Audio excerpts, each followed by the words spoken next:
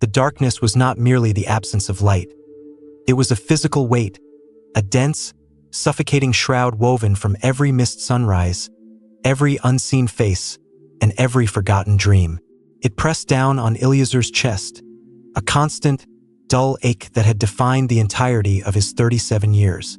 He was born into this eternal night in Jericho, the city of palms, yet he knew the palms only by the rustle of their leaves, a sharp, dry sound that signaled the midday heat. His blindness was not a temporary affliction or the result of some terrible accident. It was the foundation upon which his world was built, a meticulously catalogued, sound-based architecture where every stone, every vendor's shout, and every subtle change in the air pressure was a critical piece of navigational data. He sat near the Eastern Gate, the dust fine and hot beneath his worn woolen mat, his hand perpetually extended, a silent plea hanging in the humid air. People saw him as a fixture, an unfortunate necessity of the bustling streetscape, defined only by his lack.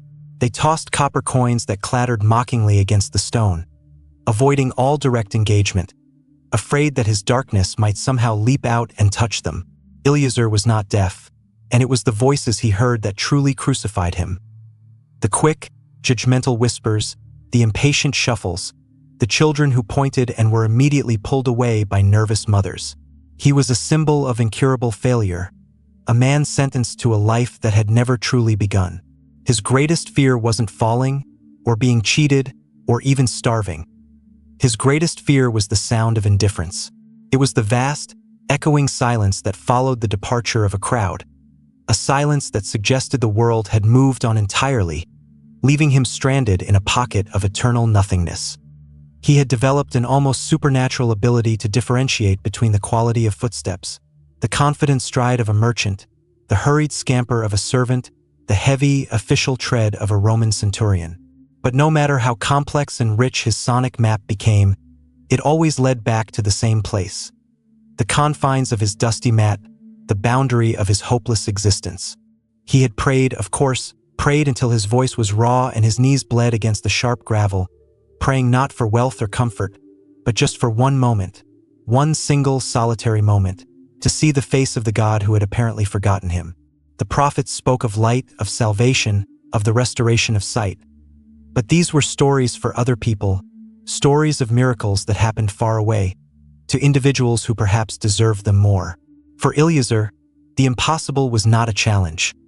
It was an accepted fact, a ceiling he could never break through. The sun rose every day over the mountains of Moab, but for him, the sunrise was only a change in temperature, an increasing wave of heat that intensified the misery of his isolation. He had long since stopped focusing on the things he could not see, instead dedicating his energy to analyzing the texture of the stones, the faint scent of spices carried on the breeze, the distant, mournful cry of a shepherd calling his flock. This meticulously constructed sensory cage kept him alive, but it also cemented his despair, proving daily that the vast, vibrant universe existed only outside the reach of his two dead eyes. His life was defined by the relentless, monotonous rhythm of the charity seeker, a rhythm that was finally, terrifyingly, about to be broken by a sound he had never before registered in his carefully catalogued world.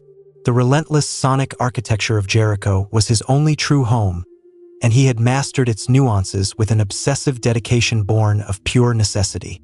The city was a chorus of suffering and commerce, played out on the stage of the busy trade route. He knew that the spice merchant, Yosef, always arrived precisely at the third hour, identifiable by the distinctive creak of his leather saddlebags and the low, constant humming sound he made when adjusting his scales. He could distinguish the gait of the baker's wife, a quick, light step weighted slightly to the left, from the deliberate, slow drag of the Roman tax collector, a sound that always curdled the air with palpable resentment and fear. Eliazar's world was a mosaic of echoes and vibrations. He knew that if a beggar placed a coin directly into his palm, that person possessed true compassion, perhaps having known similar hardship. If the coin was dropped from a height or tossed onto the mat, it was an act of condescension, a transaction completed quickly to avoid spiritual contamination. He had learned to suppress the flare of indignation that always followed the clatter of a carelessly thrown coin, understanding that survival demanded absolute submission to the whims of the sighted world. This internalized map was crucial, but it was also profoundly limited. It could tell him where the cistern was located, but not the color of the water. It could tell him the direction of the temple, but not the grandeur of its stones. His imagination, starved of visual input, often fabricated images based on texture and sound. The voice of a young woman might conjure the image of silk, while the rough bark of a sycamore tree sounded like the gruff laugh of an old man. Yet, these fabricated realities were constantly betrayed by the cruel whispers of those who described the world casually. He would hear someone speak of the intense blue of the sky after a storm, and suddenly the entire internal structure he had built would wobble, reminding him that the greatest, most fundamental aspects of existence were entirely beyond his grasp. The years had hardened him, coating his sensitivity in a thick shell of resignation, but they had also sharpened his need for meaning. Why endure this relentless, dark existence? He held onto the faint, flickering hope that perhaps his suffering served some purpose known only to God. If he was truly abandoned, then the entire universe was arbitrary, cold, and meaningless. But if he was being held back for a reason, if the impossible was still a possibility, then every painful, sightless hour held a potential redemption. This tension between cynical resignation and fierce, almost desperate hope was the internal battleground of his soul. He had seen others, beggars, thieves, the crippled, who had simply given up, their voices reduced to monotonous drones. Eliazar refused this fate. He maintained his spot, his meager dignity, and his carefully articulated voice, demanding attention not just for charity, but for recognition of his existence. He was a man, even if he was a man trapped behind walls of flesh that refused to open to the light. The sun climbed higher, warming the back of his neck, and the noise began to swell, signaling the arrival of the mid-morning rush. It was today, he remembered, that the rumors said the great rabbi would pass through. Today, the careful, predictable rhythm of Jericho might finally break. The whispers of the Nazarene, Yeshua, had been drifting into Jericho for months, carried by traveling merchants and pilgrims heading north. At first, Eliazar dismissed them as fantasy, the desperate exaggerations of a superstitious people.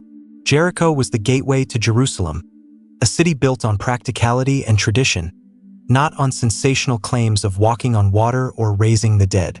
Yet, the stories persisted, and they were always intensely personal. They weren't just tales of grand spectacles. They were accounts of touch, of specific words spoken, of burdens being lifted with startling, immediate finality. He heard the story of the leper who was not only cleansed but restored to his family, the paralyzed man whose friends lowered him through a roof, and the woman whose decades-long flow of blood stopped simply by touching the fringe of his garment. These narratives chipped away at the solid stone of Eliazar's hopelessness. He had always believed his condition was unique in its permanence. Leprosy was a disease that could, in theory, be healed. Paralysis was a failure of the limbs. But blindness from birth, this was structural, foundational. It suggested a flaw in the original design, a cosmic oversight that no itinerant rabbi, no matter how gifted, could correct. It required the reversal of natural law, the rewriting of history within his own body. He listened, however, because the voice of desperation is louder than the voice of reason. One afternoon, a young man sat beside him, recounting how his deaf sister had heard the sound of birds for the first time. The boy wept as he described the sheer, impossible joy of her reaction. Eliazar listened, his heart hammering against his ribs, not with belief, but with a fierce, agonizing envy. He pictured that girl, her world suddenly unlocking, and he felt the profound injustice of his own situation amplified tenfold. His internal struggle became a desperate oscillation. The moment he allowed hope in, the pain of his reality magnified. If Yeshua could restore sight, then Eliazar was left with the devastating realization that the only thing separating him from the light was a matter of physical distance and sheer luck. This thought was almost harder to bear than the certainty of eternal darkness. The cynicism of the other beggars, men like Shlomo, who claimed the Nazarene was a fraud capitalizing on mass hysteria, provided a strange sort of comfort. If Yeshua was a fraud, then Eliazar's fate was simply unfortunate. If Yeshua was the Messiah, then Eliazar was actively, and perhaps uniquely, excluded from the promise. He had tried to pray about this, but his prayers had become tangled threads of accusation and plea. "If you are real," he would whisper into the dust, "why do you mock me with these rumors? Why send hope only to have it die on the road just outside my reach?" He often imagined what he would say if he ever met the rabbi. He wouldn't ask for a miracle immediately. He would ask why. Why was he chosen for this particular soul-crushing silence? He had prepared philosophical arguments against the existence of such powerful compassion in a world so structured by suffering. But deep down, beneath the layer of intellectual defense, there was a tiny, persistent flame that whispered a truth he dared not acknowledge. If the man was truly the son of David, if he held the power of creation in his hands, then maybe, just maybe, the established rules of Eliazar's dark world were about to be utterly dismantled. He waited, clutching the edge of his mat, the scent of dust and fear rising from the stone. The day of Yeshua's passage through Jericho arrived not with a solemn procession, but with an explosive eruption of sound and kinetic energy. The crowd was unlike anything Eliazar had experienced before. It wasn't the usual flow of merchants and travelers. This was a hungry, tightly packed organism moving with a singular, consuming purpose. He felt the sheer mass of humanity long before they were audible, a low, rhythmic rumble vibrating through the stones beneath his mat, a sound that spoke of thousands of hurried feet, elbows jostling, and collective breath held in anticipation. Fear, cold and sharp, coiled in Eliazar's stomach. A crowd of this magnitude meant danger for a blind man. He could easily be trampled, his belongings scattered, his begging spot permanently lost. The noise level rose exponentially, morphing from coherent voices into a deafening roar. A cacophony of excited shouts, arguments over positioning, and the rapid-fire exclamations of those trying to catch a glimpse. He heard the local children screaming excitedly, perhaps climbing the high sycamore trees for a better view, and the deep, insistent shouts of men trying to clear the road. The air grew thick with sweat, leather, and the overpowering scent of unfamiliar perfumes mixed with dust raised by the churning feet. He knew Yeshua must be close. The core of the excitement, the epicenter of the soundquake, was rapidly approaching his position near the gate. His carefully constructed sonic map was useless now. Everything was distorted, compressed, and magnified into a painful, overwhelming intensity. Survival instincts screamed at him to retreat, to curl up against the wall, to wait for the tempest to pass and reclaim his dignity later. But the persistent whispers of the past months, the stories of the deaf man, the restored leper, the blind men of Bethsaida, formed a desperate countervoice in his mind. This was not just a passing spectacle. This was his single, non-negotiable opportunity.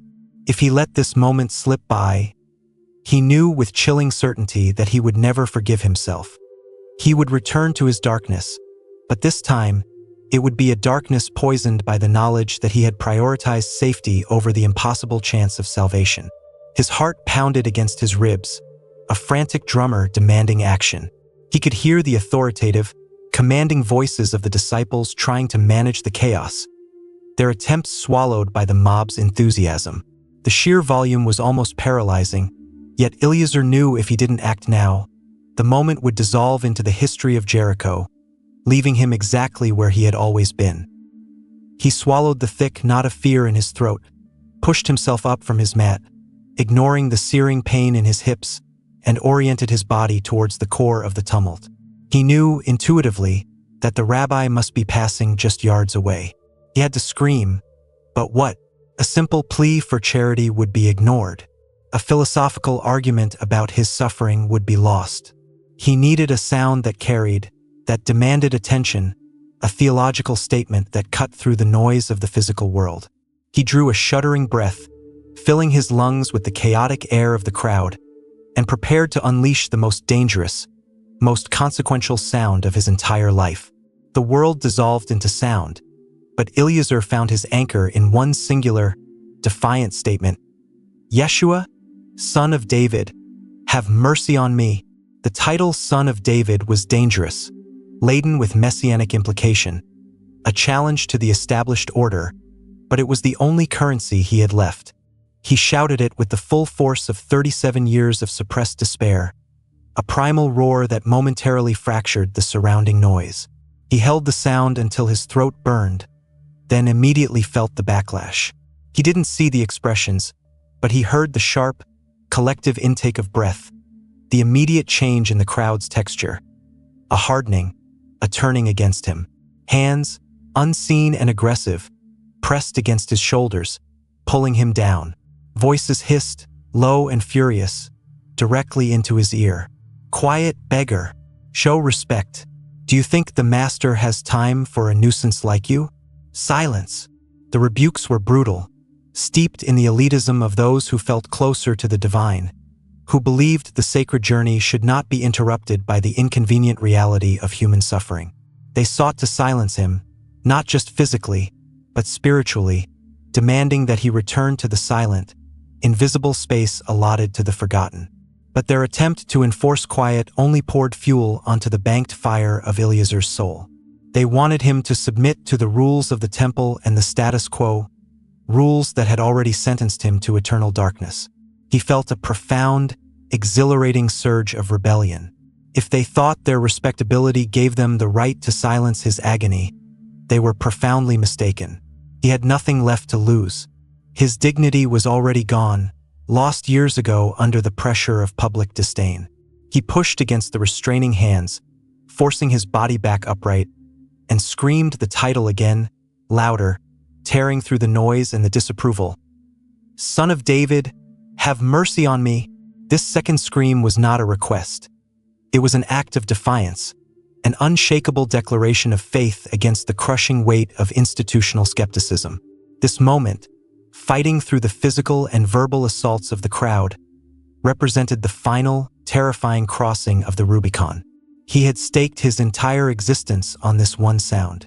He knew that the effort required to produce that second, louder cry, the sheer psychological expense of defying the entire city and risking utter humiliation and failure, was immense.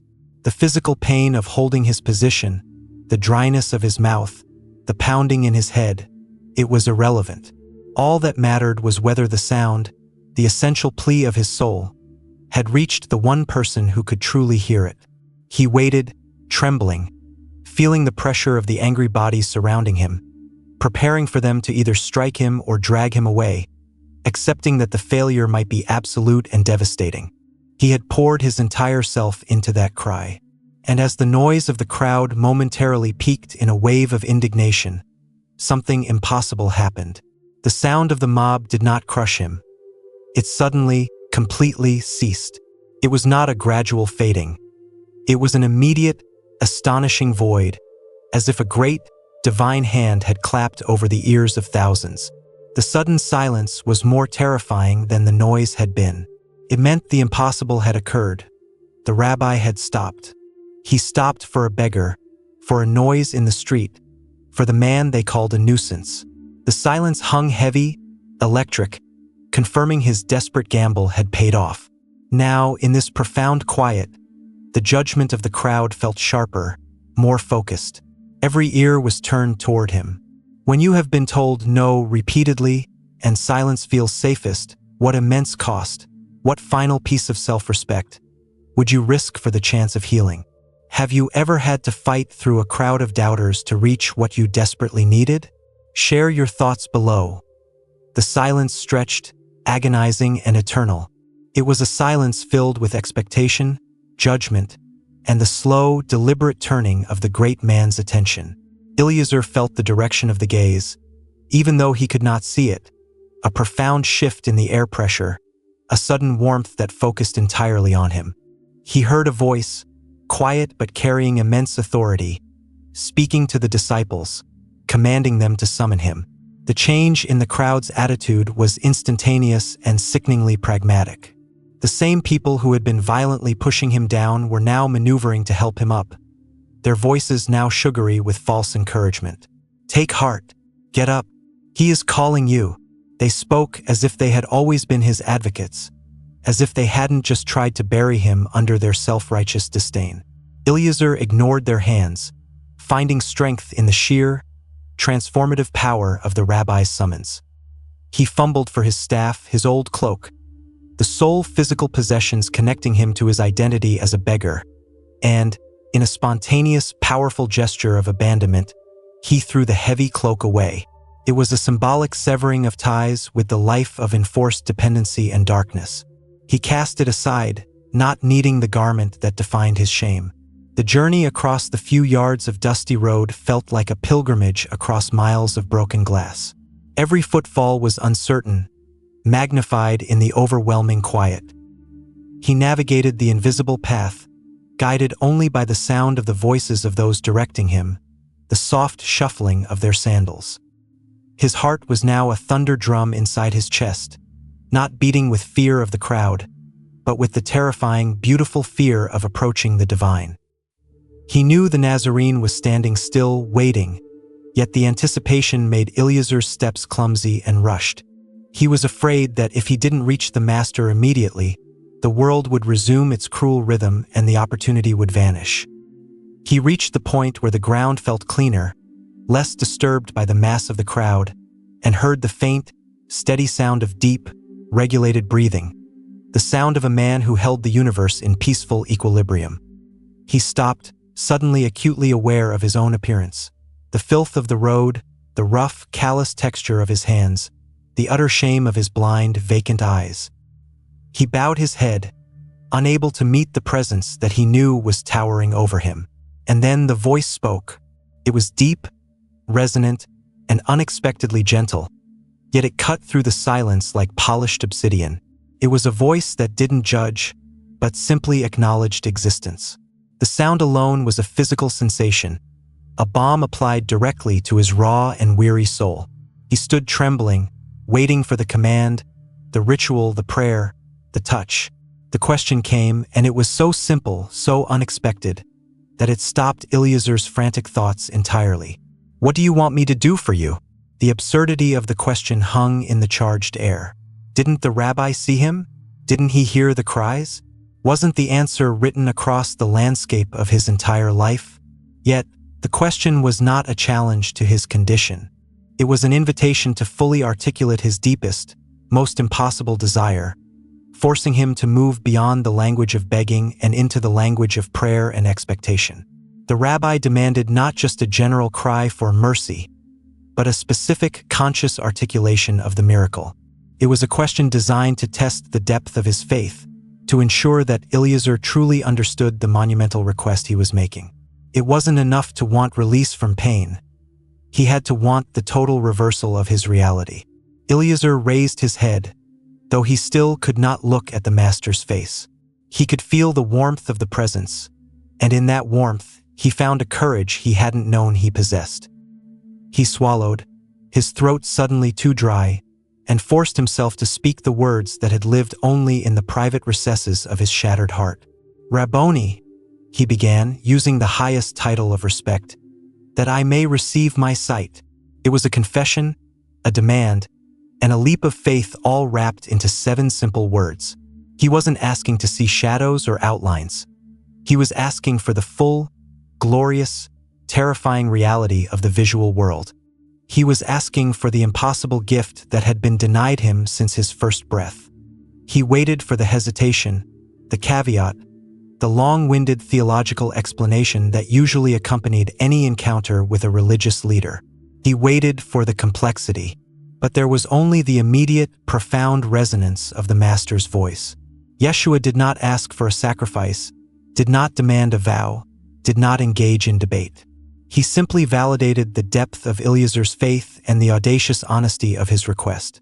The response was a quiet command, delivered with the absolute certainty of creation itself. "Go your way. Your faith has made you well." It wasn't a question of capability for the rabbi, but a recognition of the desperate, defiant belief of the beggar. Eliazar felt no physical touch, no elaborate ritual, just the force of those words settling into the very marrow of his bones. He stood there, confused, searching the silence for instruction. Was that it? Had he been healed? He felt no different.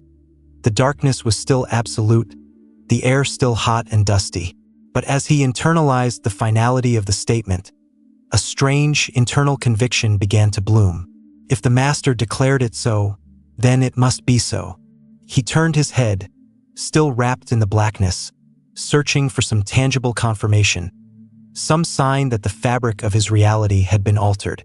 The crowd remained silent, watching the unfolding drama with bated breath, their collective skepticism and awe forming a palpable pressure wave.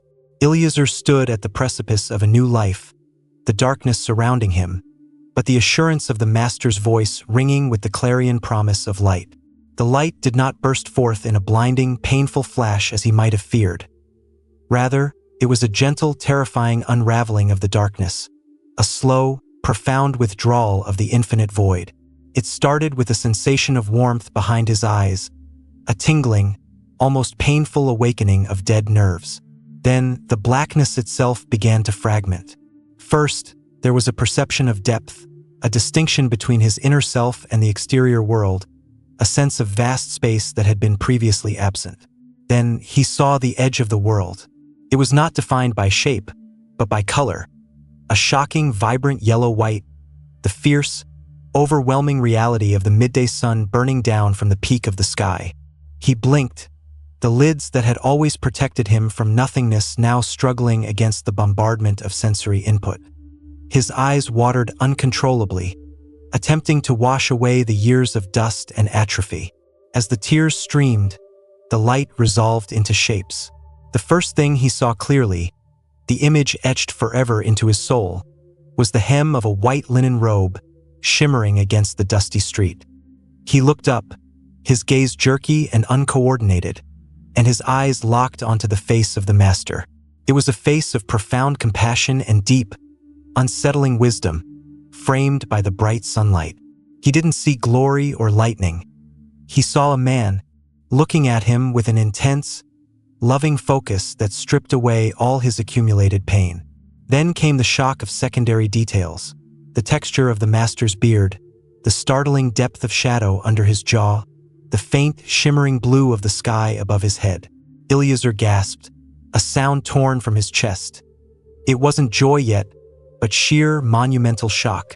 He saw the crowd around them, a crush of unfamiliar faces, their features contorted by awe, surprise, and a few dark slivers of envy and disbelief. He saw colors he had only known through the names people used. The earthy red-brown of the Judean clay, the sharp green of a date palm leaf, the terrifying brilliance of a Roman soldier's polished bronze armor reflecting the sun like a beacon. His brain struggled to process the overwhelming tsunami of information. This was the world he had heard whispered about, but the reality was infinitely more complex, chaotic, and beautiful. The sound of the crowd immediately took on a new dimension, connected now to the movement of lips, the shifting of eyes, the angle of bodies. His sight was not just seeing. It was the immediate, total integration of his sensory world. The moment of touch, though intangible, was complete. He instinctively fell to his knees, not in supplication, but in total, overwhelming reverence, his sight flooding him with the realization that the man standing before him was not merely a rabbi, but the source of all light, all form, all color. The darkness that had been his only home for nearly 4 decades was utterly and irrevocably banished, replaced by a vibrant, terrifying, and glorious world demanding his immediate and complete attention. Eliazar rose from his knees, his body stiff, his muscles screaming under the sudden, monumental shift in posture and perception, but he was unaware of the pain. The world was utterly reborn. It was not just the capacity to see, but the total resensitization of his brain. The simplest things were overwhelming. The way the light caught the individual strands of dust dancing in the air, the complex geometry of a stone wall, the tiny wrinkles around the eyes of the man who had just tried to silence him. The true miracle was the detail. He looked at his own hand, a rough, calloused appendage he had only known by feel, and saw the network of lines, the variations in skin tone, the chipped fingernails, a map of his previous life of struggle. It was horrifyingly beautiful. He saw the color of the clothing worn by the crowd. Deep blues, faded reds, earthy browns. Each person was a unique canvas, not just a sound passing in the wind. The sensory overload was immediate and debilitating, yet exhilarating. He had to consciously focus to avoid being overwhelmed by the sheer, chaotic richness of his new vision. He looked back at Yeshua, who stood patiently, observing him with a gentle smile. In that moment, Eliazar understood the core of the miracle. It wasn't about fixing eyes. It was about confirming identity. The master saw him not as a beggar, but as a son. The crowd, now completely forgotten by Eliazar, was a wall of hushed witnesses, their faces a roadmap of their internal reactions. Confusion, genuine joy, and the stiff, resistant shock of the religious leaders who stood nearby, attempting to deny the blinding evidence of the impossible. Eliazar found himself laughing, a deep, full, unrestrained sound that echoed the joy of his released soul. He laughed at the sunlight, at the ridiculous shape of a nearby sycamore tree, at the sheer, unwarranted mercy of the universe. He instinctively reached out, touching the master's arm, confirming the reality of the man who had spoken light into his darkness. He felt the coarse texture of the robe, no longer just an idea conjured by sound, but a true, tangible object. This overwhelming experience demanded an immediate response, not just physical sight, but spiritual adherence. He would not walk away. To be given light meant to follow the source of that light.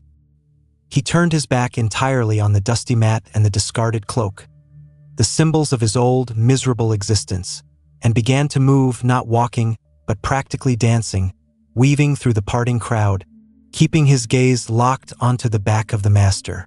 The world was now a place to be explored, a constant, moving feast of visual confirmation. He was no longer reliant on sound. Sound had become merely an accent to the breathtaking complexity of sight. He saw the disciples, their astonished and welcoming faces, and understood he was not just healed, but included. The life he had pleaded for in the darkness was now his to live in the full, uncompromising glare of day. Following Yeshua immediately was the only possible response. Eliazar, now seeing, felt a debt that could only be repaid through devotion. He did not ask for direction.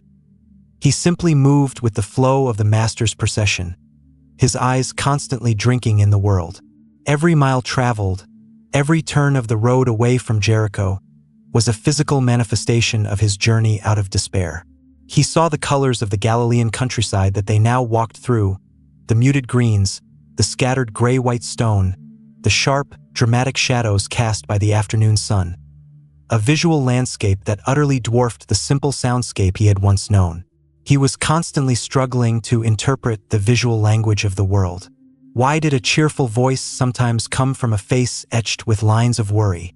Why did the ground appear to rush toward him when walking downhill? He was learning to see in the way an infant learns to speak, overwhelmed by the sheer volume of new information. Yet, within this constant confusion, there was an unwavering core of clarity. The man he followed was the truth. The other disciples often smiled at him, understanding the radical nature of his transformation. They realized that he was not just cured of blindness. He was utterly remade, a living testament to the destructive power of despair and the restorative power of faith. He would often stop mid-step, simply staring at a puddle reflecting the sky, or the intricate pattern of veins on a leaf, movements that caused minor bottlenecks in the procession, but which the master always allowed with a gentle nod. He was experiencing the sheer, gratuitous beauty of creation for the first time, and it was intoxicating. He was learning, too, the weight of the past. When he passed another blind beggar sitting by the roadside, relying on the same auditory map he had once used, Eliazar felt a powerful, choking mix of gratitude and painful empathy. He recognized the smell of the dust, the texture of the beggar's worn mat, the dull, internal drone of hopelessness in his voice. He understood, unlike the sighted crowd, the true extent of that man's suffering. His miracle was not just a personal gift. It was a profound mandate to bear witness, to show others that the impossible was merely a word invented by those who had never encountered the Son of David. His new life was now defined not by the absence of light, but by the relentless pursuit of the light itself. He knew that the challenges would be great. Learning to live among the sighted, learning to trust his eyes over his decades of auditory reliance, learning to earn a living without the pity of the streets. These were all practical burdens. But these burdens were weightless compared to the crushing load of the darkness he had endured. He walked onward, his gaze fixed on the road ahead, a man who had faced the absolute void and emerged, blinking, into the magnificent, bewildering reality of daylight, utterly transformed in body, mind, and spirit. His old identity was gone, discarded with the old heavy cloak. He was Eliazar, the man who saw, and that was the beginning and end of his new biography, a testament whispered in the vibrant colors of the world he now inhabited, forever bound to the path of the one who had called him out of the silent abyss of despair and into the chaos of life and light, proving that darkness is always temporary when faced with true, divine compassion.